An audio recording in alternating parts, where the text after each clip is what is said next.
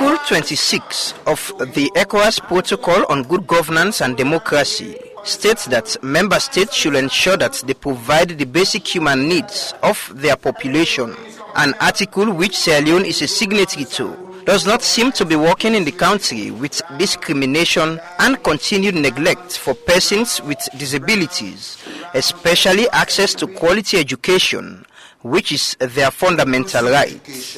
These children are kept here and should be sent out to build up their self-confidence.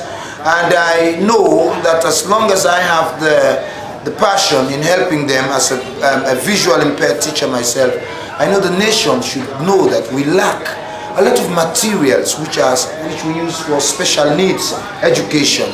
I want to speak more to the President of Sierra Leone and to the Ministry of Education to pay much premium if inclusive education must succeed in Sierra Leone, and we must have materials like the braille there, we must have the dictaphone, we must have even talking computers to aid these children. A former pupil himself, Eustace Mansare, is one of a few visually impaired teachers who has volunteered to teach at the Miltimagai School for the Blind, which was founded in 1965 to provide basic education for visually impaired children in the country, especially the capital Freetown, an institution which seems abandoned, with partial support from the government as subvention, which is almost always not paid on time, causing more pressure on the school administration. Well, we get support from them because this is purely a government institution, primary for that matter, but we also cater for secondary and tertiary, and it's a boarding home. Yes, of course, we do receive assistance from government by getting quarterly subvention. And this quarterly subvention does not normally come on time. It delays, and it's too small to run this institution. Unless at times we have friends, good friends around, and then donors, they come to our aid so that, they augment us with what government is giving us so that, we can do the day-to-day running of the school. But the subvention is small. According to Abu Hassan Kamara, deputy headmaster at the school, he manages a very small staff just because qualified teachers for special needs are not enough, and some deliberately shy away from helping in the institution, as the job is not only very challenging, but also not rewarding. Brahma Michael Ture, Public Relations Officer of the Education Ministry, agrees that there are challenges, citing lack of learning materials and delay in payment of subvention to the school. We all know that that group is what you would call a specialized group because whatever they need is something that has to be made out of the ordinary, more or less. It's not like you would go to a bookshop and get a book for a child.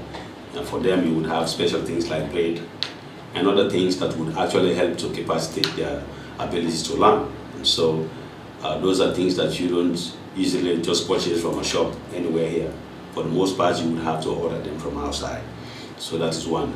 In terms of the lateness in them receiving their subventions, yes, to some extent it happens. Usually it's just the usual bureaucracy. When you submit paperwork to the Ministry of Finance, they would have to do all the verifications to make sure that the money is not going into the wrong hands before it is finally approved. By the time they get it, usually it's too late for them. Things that they probably would have purchased would probably have been delayed because of that long process. But yes, we agree that it usually happens, that the subvention is being delayed, but we have always tried for the most part to make sure that they eventually get it. In recognition of the problem, Brahma said, the ministry has set up a secretariat to coordinate and address their needs and provide incentives like the provision of scholarship to get them into universities and colleges. Part 5 of the 2011 Persons with Disability Act also limits education opportunities for persons with disabilities. According to the Act, right to free education is limited to tertiary level when those at primary and secondary level are left on their own. But I can assure you that something is being done. The magnitude of what is being done is the question. And that again can be tied up to the financial resources that are available in all of these areas. I don't know how much the Ministry of Education has in its budget for providing help to special needs schools as well as students with disabilities in other schools, in tertiary education, in secondary school education. And in fact, one of the problems we have is that free education for persons with disabilities is just confined to tertiary education. That's what the Act provided for. But I would like to see it cut across, go across the board, right from elementary to tertiary, because you cannot just build a structure, give it a weak foundation, and then give it an elaborate roof. The chairman of the National Commission for Persons with Disability, Frederick Kamara, said there is not much they can do as a commission to supporting education for people with special needs, especially when their funds are very limited with specific functions. He also agreed that even though efforts are being made to address the many challenges faced by disabled in the country, but action needs to be followed by words.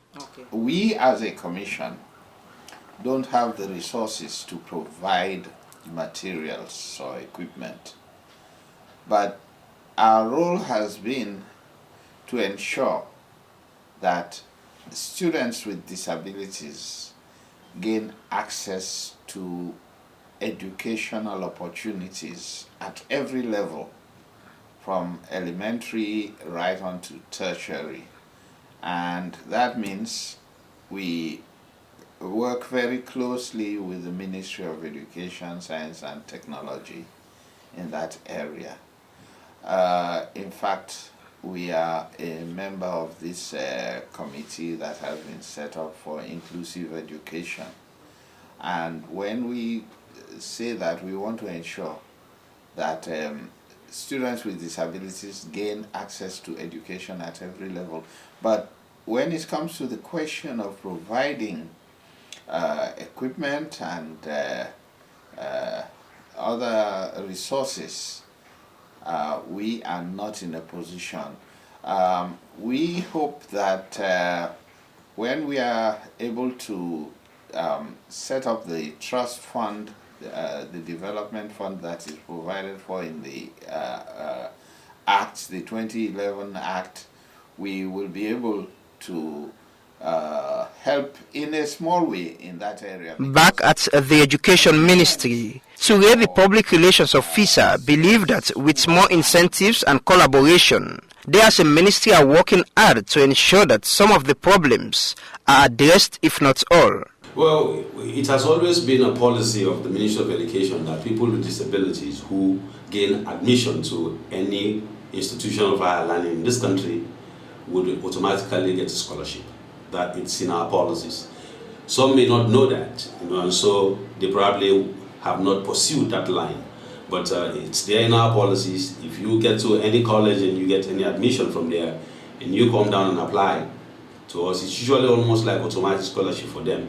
They don't go through the usual bureaucracy of having to apply and go through all those interviews with SLG type interview. To them, it's in the policy. It's the same way with specific science subjects. If you're female and you excel in the science in specific science subject, you get an automatic scholarship. And so if you're disabled, it's double advantage for you. And so those are some of the things that they could enjoy. And also, we're paying attention to that. We are also making sure that when we build schools today, they have to be disability friendly. Because we do the inspection, we tell the schools that you would have to have ramps, you would have to have this, so that if someone is disabled, they would be able to access the classroom, so they will not struggle a whole lot to do that. And of course, we are also providing the subvention. We make sure that we lobby with the Ministry of Finance and the government to make sure that it's factored in our budgets every year for their subvention. Sierra Leone's disability issue was compounded after the 11-year civil war, which left so many people amputated And as it stands, it will be difficult, if not impossible, for a country that is yet to solve the basic needs of its people to provide education for the blind, for instance. Amadou Lamwana Ba, reporting for Star Radio.